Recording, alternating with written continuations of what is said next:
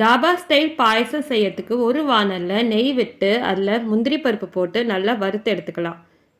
முந்திரி பருப்பு வறுத்த அதே நெய்யில் நம்ம பாயசத்துக்கு தேவையான சேமியாவையும் போட்டு நல்லா பொன்னிறமாக வறுத்து எடுத்துக்கலாம்.